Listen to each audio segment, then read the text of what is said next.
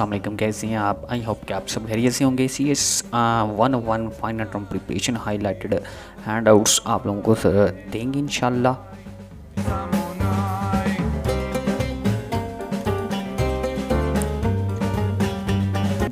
जी, मुझे क्या कहते हैं? मुझे कहते हैं राय अफजल और आप देख रहे हैं यूट्यूब लाइव स्टार अकेडमी। जी, एक रिक्वेस्ट करूंगा as a brother, as a teacher, as a friend, अगर आप हमारे चैनल पे नहीं हैं तो काइंडली चैनल को सब्सक्राइब कर दें और साथ में बेल आइकन दबा के ऑल पे क्लिक कर दें ताकि आने वाली वीडियो भी आपको आसानी से मिल सके।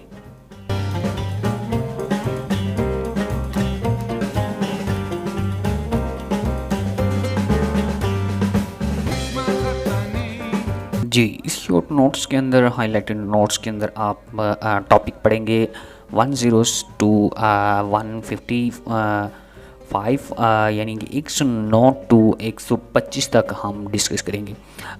इसके अंदर फर्स्ट ऑफ ऑल जो हमारा टॉपिक डिस्कस करेंगे वो है मशीन लैंग्वेज क्या होती है, ठीक है। उसके बाद डिबगिंग क्या होता है ये आप लोगों ने रीड आउट करना है।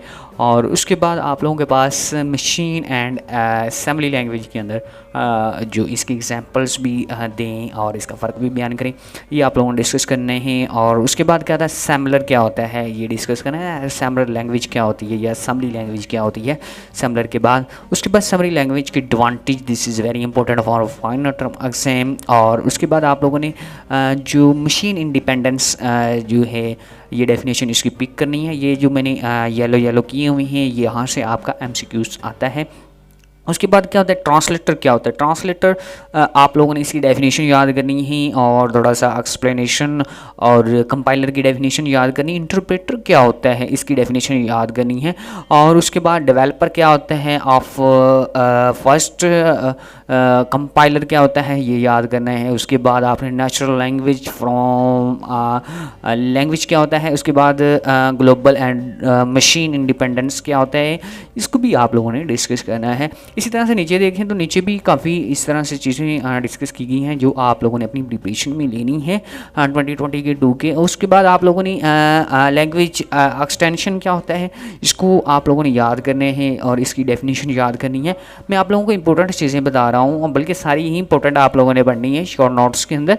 और इसके बाद आप लोगों ने जो प्रिपरेशन में क्या लेना है, उसके बाद इंपेरेटिव पैराडाइम्स क्या होते हैं आपके हैंडआउट्स के ऊपर। ये सारे आपके अकॉर्डिंग टू हैंडआउट्स हैं लेकिन थोड़े से शॉर्ट किए गए और उनको हाईलाइट किया गया, शॉर्ट नहीं किया गया लेकिन हाईलाइट करके बताया गया है। इसके अंदर ये एमसीक्यूज हैं, ये शॉर्ट क्वेश्चन हैं इस तरह से। और इसके बाद डिक्लेरेशंस या डिक्लेरिव पैराडाइम क्या होता है, हम पैराडाइम कैसे डिक्लेयर करते हैं। उसके बाद आप लोगों की आज भी ये डेफिनेशन आ रही थी आपके एमसीक्यूज नंबर 2 के अंदर भी बताया जा रहा था। ये सारा चीज़ें आप लोगों ने लॉजिकल प्रोग्रामिंग क्या होती है ये आप लोगों ने डेफिनेशन याद करनी है और इसके अंदर एमसीक्यूज भी बनने वाला है।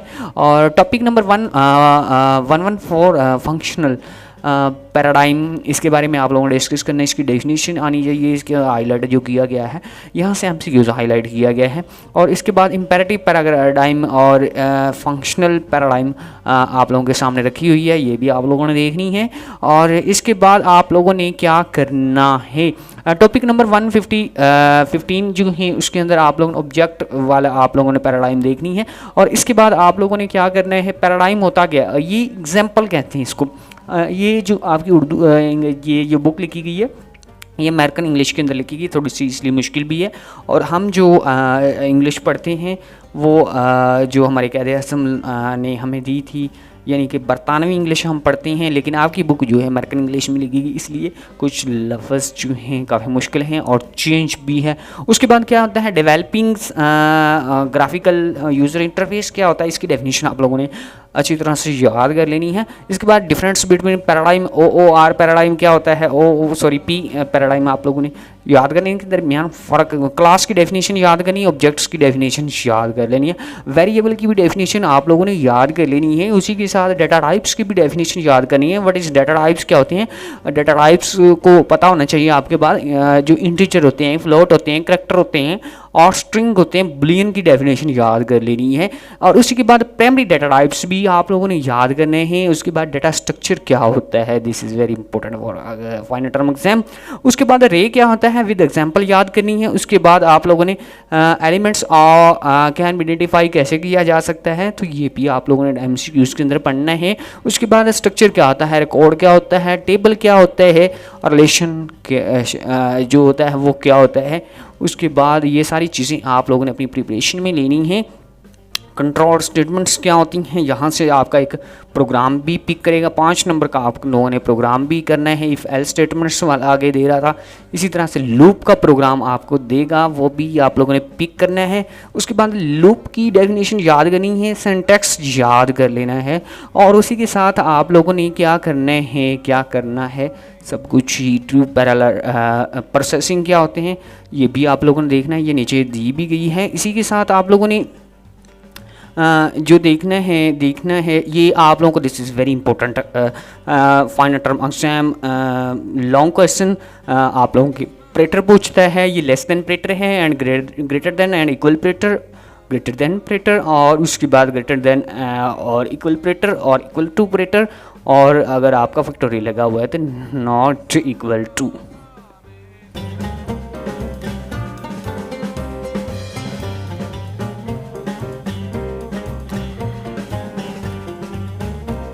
जी, उसके बाद आप लोगों ने ये प्रोग्राम ज़हन में रखने हैं। आपसे पूछ सकते हैं ये प्रोग्राम है और इसकी आउटपुट भी आप लोगों ने ज़हन में रखनी है। यहाँ पे एक प्रोग्राम मैंने लूप का आप लोगों को प्रोग्राम दिया था, लूप के बारे में।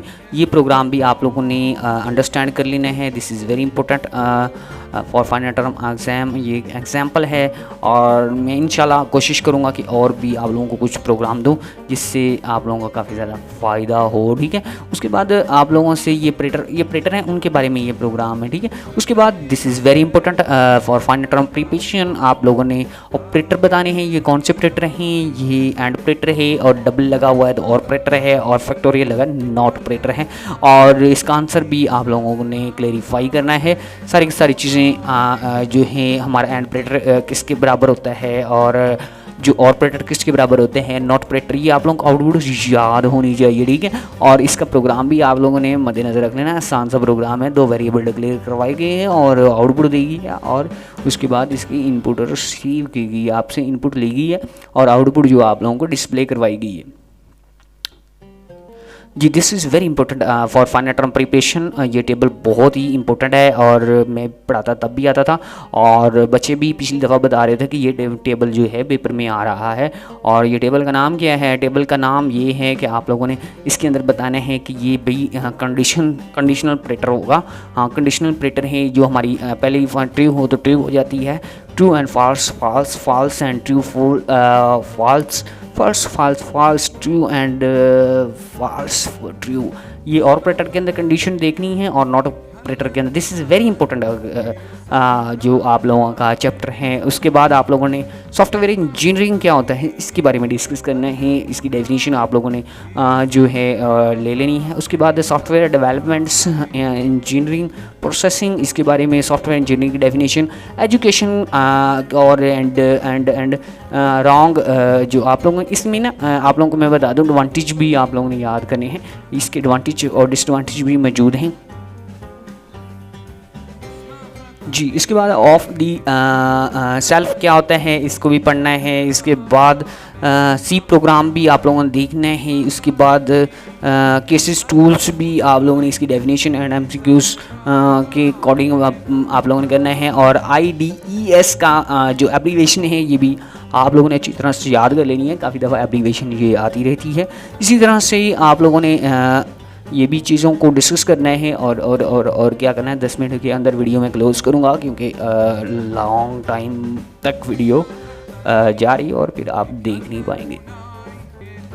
जी, इसके बाद आप लोगों ने क्या करना है, उसके बाद आप लोगों ने AVS डिज़ाइन क्या होता है इसके दरमियान फ़र्क आप लोगों को पता होना चाहिए। उसके बाद GOAL भी पता होना चाहिए, सॉफ्टवेयर एनालाइज एज प्रोग्रामर के तौर पर क्यों यूज़ करती हैं। उसके बाद 31 वाला आ गया है, टेस्टिंग प्लेस क्या होता है। और उसके बाद आप लोगों का 32 वाला टॉपिक भी आप लोगों ने प्रिपरेशन में लेना है। ये सारा का सारा आप लोगों ने अच्छी तरह से अपने ज़हन नशीन कर लेना है। टोटल टॉपिक आप लोगों को बता देते हैं कितने हैं हमारे पास, ये सारे के सारे आप लोगों ने प्रिपरेशन में ले लेनी है। और ये कैसी आप लोगों को ये हाईलाइटेड ये चीज़ है, बुक है जो मिलेगी, डिस्क्रिप्शन में लगा दूँगा। लेकिन अगर आप हमारे चैनल पे नहीं होंगे तो प्लीज़ काइंडली चैनल को सब्सक्राइब कीजिएगा, एक लाइक एंड कमेंट ज़रूर कीजिएगा, फिर डाउनलोड कीजिएगा। It's okay.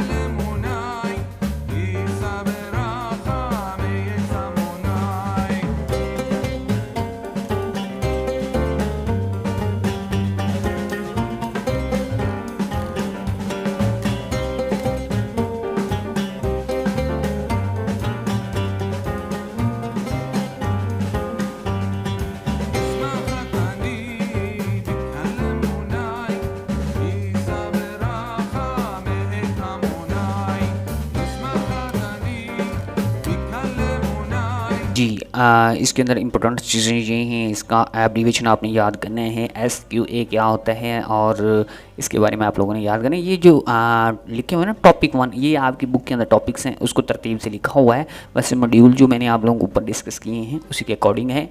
और ये जो हाईलाइटेड चीज़ें की गई हैं येलो कलर की, ये आपके MCQs हैं, दूसरे कलर के किए गए हैं।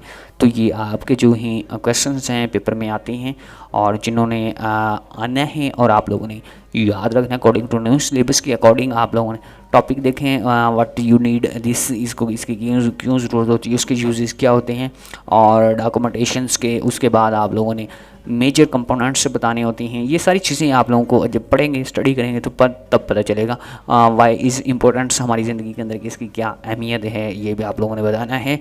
और उसके बाद इकोनॉमिकली कैटेगरीज भी आप लोगों ने देखनी है। और इसके बाद आप लोगों को एब्रीवेशन याद करना है, CGOM क्या होता है, ये भी एब्रीवेशन आपसे पूछ सकते हैं। बड़े इंपॉर्टेंट चीज़ें हैं जो आप लोगों को मैं दिखा रहा हूँ।